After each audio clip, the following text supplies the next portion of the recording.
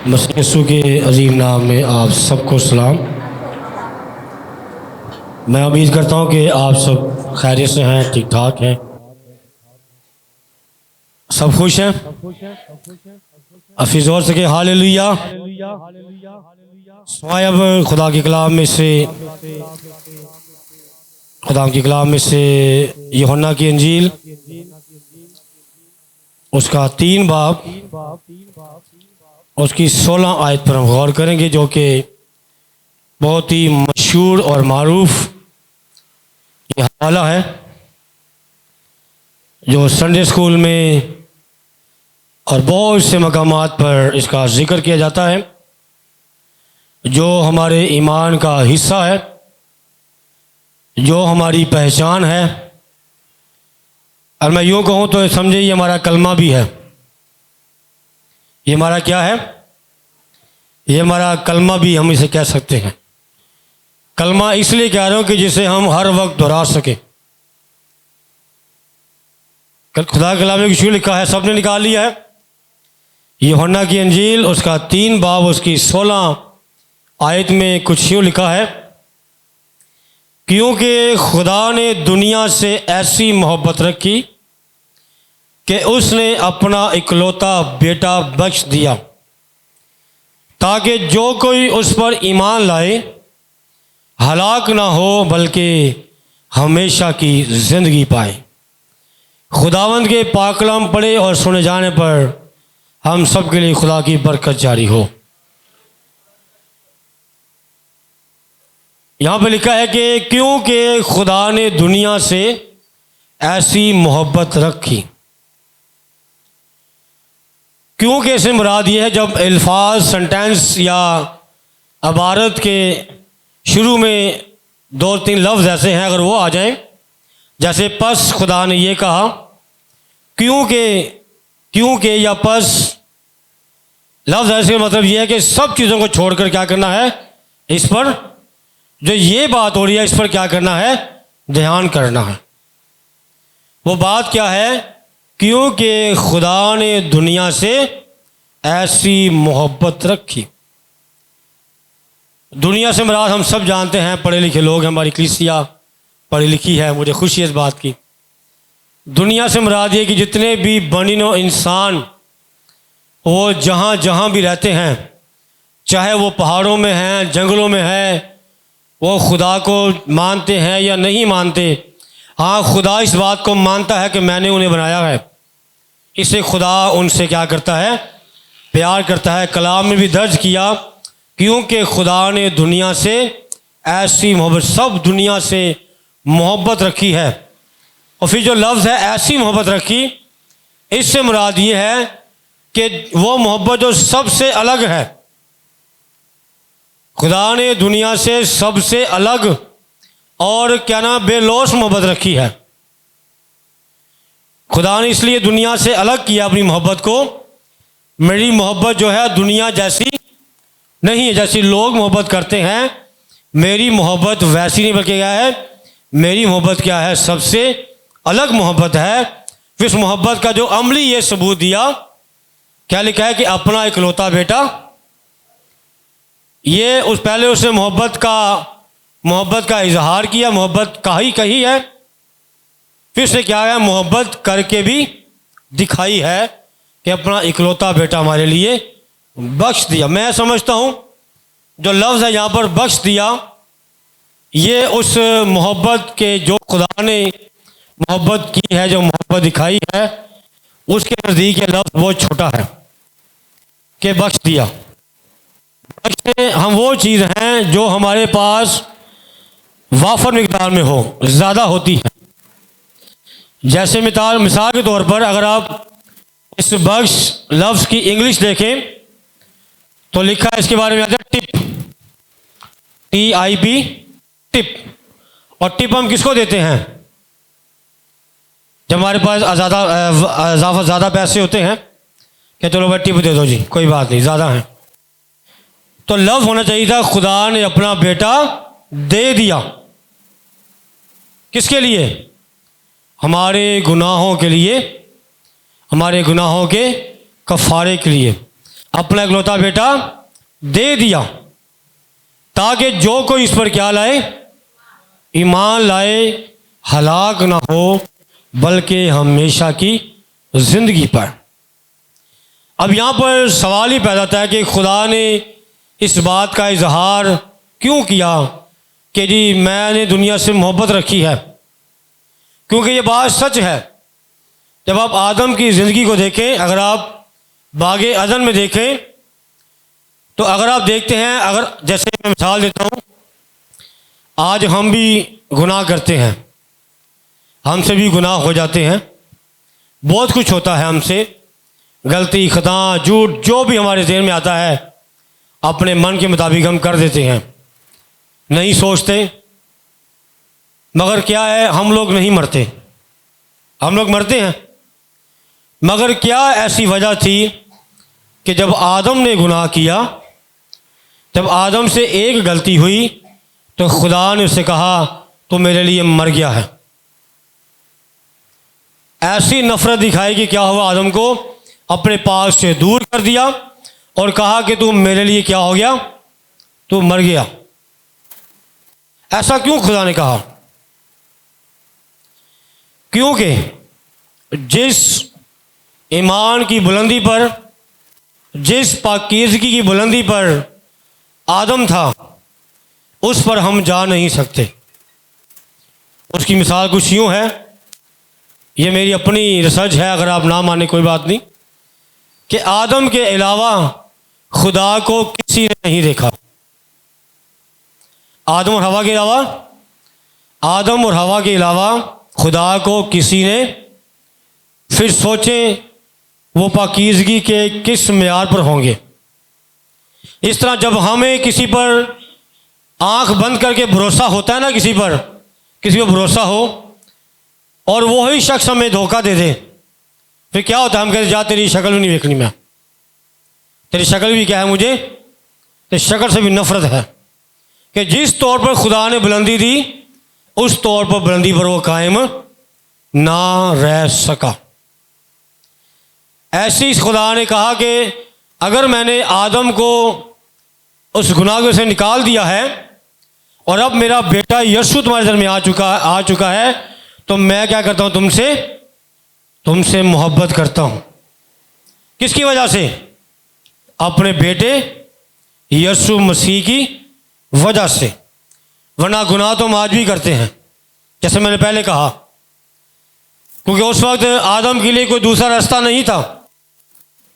आदम के लिए रास्ता, मैं समझता हूँ कि जब खुदा ने आदम को पुकारा कि आदम तू कहाँ है, तो एक मिनट के लिए सोचें, बताएं कि क्या खुदा को नहीं पता था कि आदम कहाँ छुपा है? उसकी एक बहुत बड़ी वजह है खुदा को क्यों आवाज़ देनी पड़ी। जब उसने गुनाह नहीं किया था तो क्या होता था, जहाँ भी आदम और हवा बैठे होते, टहल रहे होते, लिखा है कि खुदा क्या करता, ठंडे वक्तों में उनके पास आता और क्या करते, वो बातें करते। तब खुदा नहीं लिखा है, खुदा आवाज़ें देता, आदम तू कहाँ है, मैंने तुझसे बात करनी है, तुझसे मिलना है। तब खुदा आवाज़ नहीं देता था, तब क्या है, खुदा डायरेक्ट उनके पास आता था। और जब उन्होंने गुनाह कर लिया, अपने आप को छुपा लिया और आदम और खुदा के दरमियान गुनाह आ गया, तो क्या है, आदम को ढूंढना पड़ा, आए आदम तू कहाँ है। खुदा को फिर भी पता था कि वो कहाँ है, मगर खुदा चाहता था कि आदम अपनी गलती का क्या करे, इकरार करे, मगर वो ऐसा ना कर सका। उसने हवा पर इल्ज़ाम लगाया और उसने आगे इल्ज़ाम लगाया, और जिस पर हवा ने इल्ज़ाम लगाया वो पहले ही खुदा का नाफरमान था। अब यहाँ पर सवाल ही पैदा होता है कि सिर्फ आदम के गुनाह करने से चेंजिंग आई या हवा के गुनाह करने से चेंजिंग आई? किसके गुनाह से दुनिया में इतना बड़ा चेंज आया, ये बता सकता है? किसके? नहीं, मेरा सवाल ये है, आदम के गुनाह से उससे फ़र्क दुनिया में फ़र्क पड़ा या हवा के गुनाह से फ़र्क पड़ा? जी, इब्लीस तो उससे पहले भी था, मगर फिर भी वो बाग़ एदन में थे। मैं ही बताना चाहता हूँ कि जब हवा ने वो फल खा लिया और जब वो फल को लेकर आदम की तरफ आ रही थी, तो अजीज़ों उसे अपने अंदर कोई तब्दीली नज़र नहीं आई।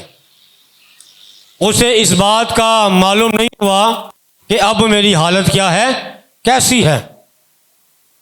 और जब उसने आदम को अपने साथ वो गुनाह करने में कन्वेंस कर लिया, उस पर राज़ी कर लिया, वो फल खिला दिया, तो फिर क्या लिखा है, उन्हें अपने अंदर वाज़िह तब्दीली नज़र आना शुरू हो गई। इससे मुराद क्या है? दोनों की रजामंदी से क्या हुआ? दोनों की रजामंदी से ये गुनाह हुआ। ना कि कोई मर्द कहे जी औरत की वजह से, और ना औरत कहे जी आदमी की वजह से, बल्कि ये दोनों की रजामंदी से क्या हुआ है? गुनाह हुआ। जब दोनों उसमें एग्री हुए, फिर दोनों ने ही फील किया कि हमारी हालत क्या है, वो अब वो नहीं रही जो पहले थी। फिर खुदा ने क्या किया? उन सारी सहूलियात से उन्हें बाहर निकाल दिया, बाग़ अदन से बाहर निकाल दिया, और वो क्या हो गए? दर बदर हो गए। और ऐसे दर बदर हुए, खुदा और इंसान का दरमियानी फासला था वो बढ़ता रहा, बढ़ता रहा और बढ़ता ही गया। और बहुत सारे अंबिया कराम आए, मगर वो फासला, वो उस जुदाई को ना पूरा कर सके। इसलिए खुदा ने अपने बेटे यीशु मसीह को भेजा।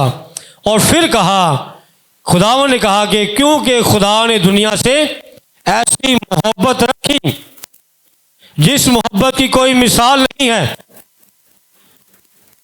कोई सानी नहीं है, जिसके जैसी की मोहब्बत कर नहीं सकता।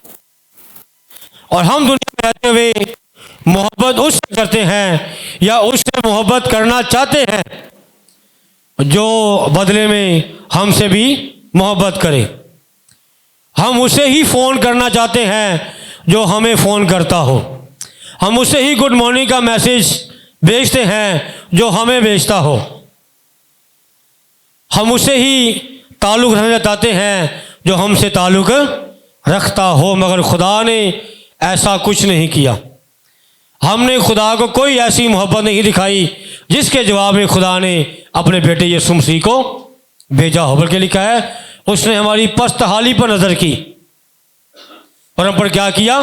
फजल किया। फजल से मुराद अपने बेटे यीशु मसीह को दुनिया में भेजा। तो फिर हमारी मोहब्बत क्या है? हमारी मोहब्बत मफाद से भरी हुई है। कई बार तो लोग, चर्च भी वही लोग आते हैं जिन्ना घर पादरी विजिट करे।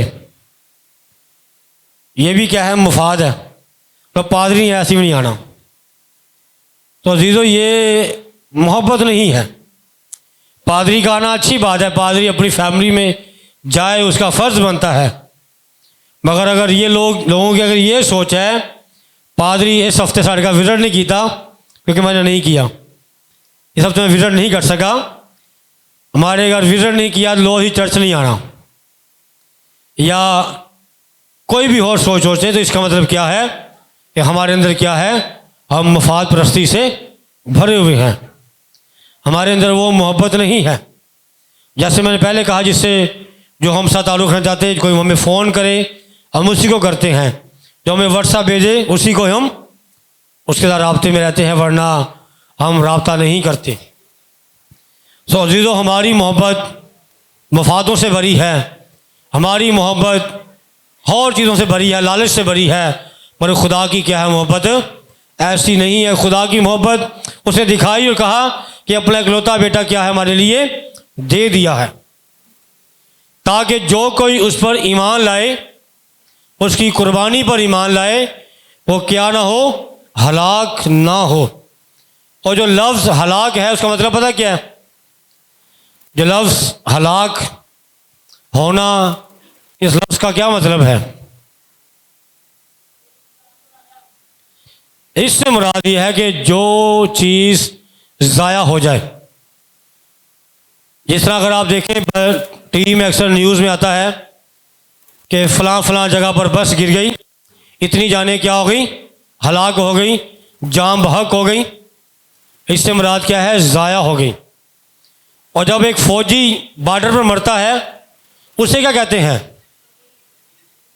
उसे तो नहीं कहते कि हलाक हो गया है, हालांकि मरते लोग एक्सीडेंट से भी हैं और मरा फौजी किससे है? गोली से भी मरा है। मगर दोनों के लिए क्या है? अल्फाज अलग अलग इस्तेमाल किए जाते हैं। आम लोगों के लिए हलाक हो गया, जांबक हो गए, और फौजी के लिए शहीद का लफ्ज़ इस्तेमाल किया। इससे मुराद ये है कि दोनों लफ्ज़ों की अपनी जगह क्या है? बहुत ज़्यादा अहमियत है। खुदा ये चाहता है, खुदा का प्लान ये है, अगर मैंने खुदा दुनिया से मोहब्बत रखी है, उस मोहब्बत के इजहार में अपना बेटा यीशु मसीह दे दिया है, और अब कोई जान भी क्या है? हलाक ना हो, कोई भी जान ज़ाया ना हो, बल्कि सब की क्या हो? तौबा तक नौबत पहुंचे और सब क्या पाएं? हमेशा की जिंदगी पाएं। तो खुदा का सारा जो इबारत है, सारी जो हवाला है कि पहले खुदा ने मोहब्बत रखी, फिर अपना इकलौता बेटा बख्श दिया, और फिर खुदा का प्लान ये है कि कोई भी जान हलाक ना हो, बल्कि क्या पाए? हमेशा की ज़िंदगी पाए। ये खुदा का प्लान है कि सब लोग क्या करें? हमेशा की ज़िंदगी पाएँ।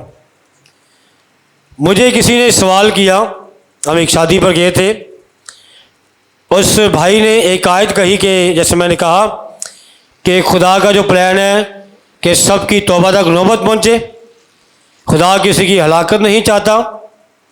फिर उसने कहा कि जो लोग जो मरते हैं, जो लोग एक्सीडेंट में मरते हैं, हलाक होते हैं, ये खुदा की मर्ज़ी नहीं है, यानी कि ये जो भी दुनिया में हो रहा है खुदा की मर्ज़ी के साथ हो रहा है। क्या भाई आप इसे इत्तफाक करते हैं? मैंने कहा नहीं, मैं इस बात से इत्तफाक नहीं करता कि जो कुछ दुनिया में मामलात हो रहे हैं ये खुदा की मर्ज़ी से हो रहे हैं।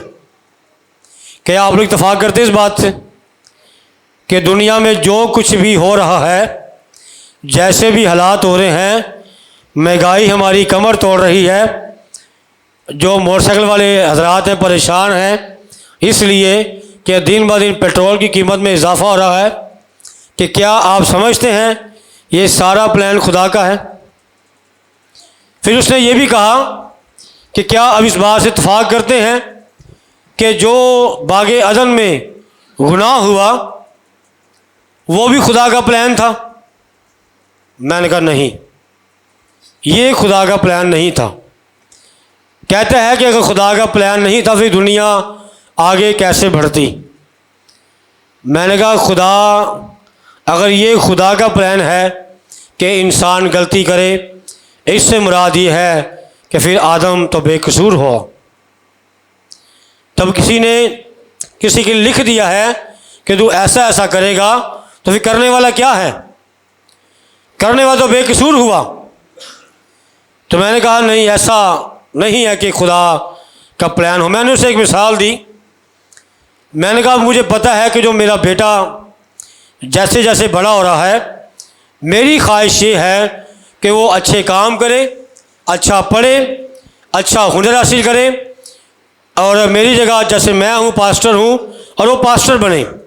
और मैं ये चाहता हूँ कि मेरा बेटा ऐसा करे। मगर मुझे ये भी पता है ये स्कूल जाता है, स्कूल जाके शरारतें भी करता है, स्कूल जाके किसी का जो लंच है वो भी छीन लेता है, कि बार अपना डब्बा घुमा के आ जाता है, अपनी कॉपियाँ घुमा के आ जाता है।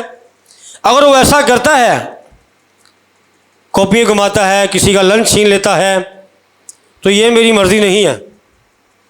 मुझे मालूम ज़रूर है, मुझे क्या है, मुझे मालूम ज़रूर है, मेरे इल्म में लाजमी है, मगर ये मेरी मर्ज़ी।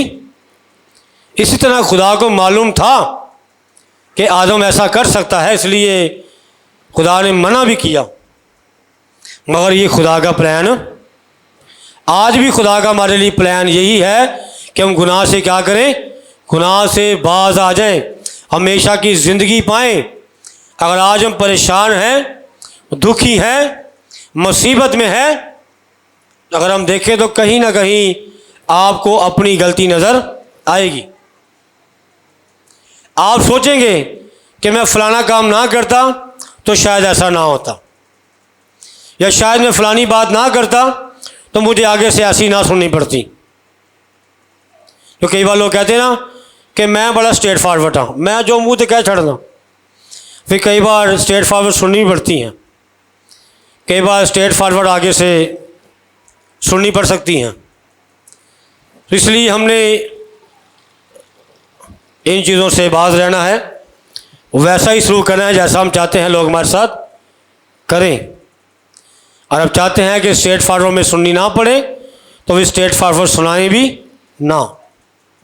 इसलिए जब खुदा ने कहा कि मैंने ऐसी मोहब्बत रखी, अब हमने किस तरह इस बात का इजहार किया। जैसे खुदा ने कहा मैंने दुनिया से मोहब्बत रखी, उसे अपना इकलौता बेटा दे दिया, फिर आगे अपना प्लान शेयर किया कि मैं चाहता हूँ कि सारे लोग क्या पाएँ, हमेशा की ज़िंदगी पाएँ।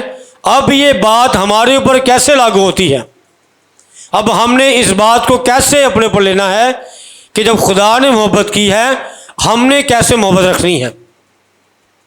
अब हम खुदा को कैसे इस बात का सबूत दें, हाँ खुदा हम भी क्या करते हैं, तुझसे मोहब्बत करते हैं।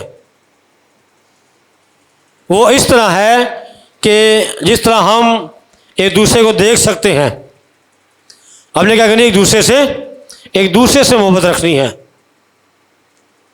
तो फिर हम खुदा को बता सकते हैं कि खुदावन जैसा तूने हमसे मोहब्बत की, हमने भी क्या एक दूसरे से मोहब्बत रखी है।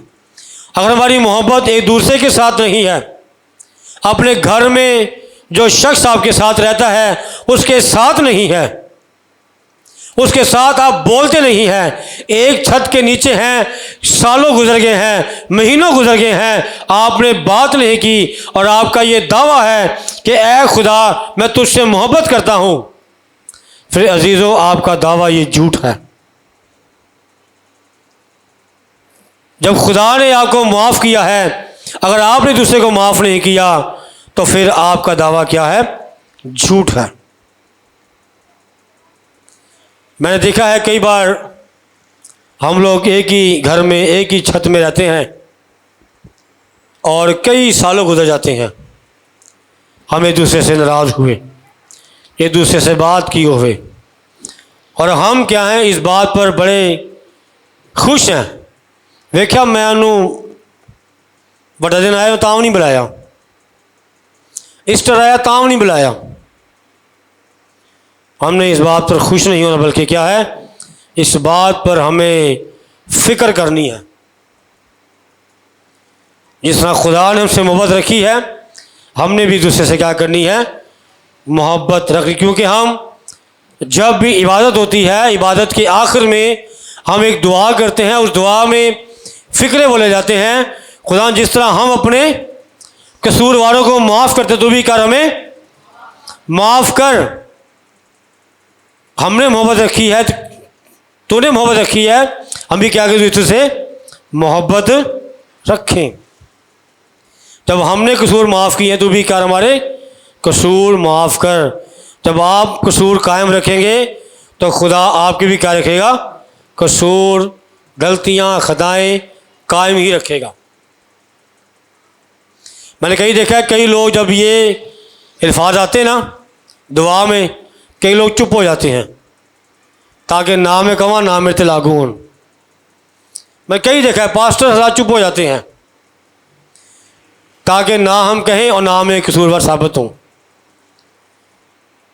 मगर ये कलाम है, आप इसको बोलें या ना बोलें, जब भी आप सुन चुके हैं ये आप पर लागू हो चुका है।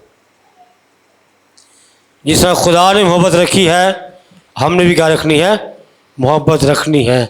जिस तरह खुदा ने हमें माफ़ किया है, हमने भी क्या करना है, खुदा एक दूसरे को माफ़ करना है।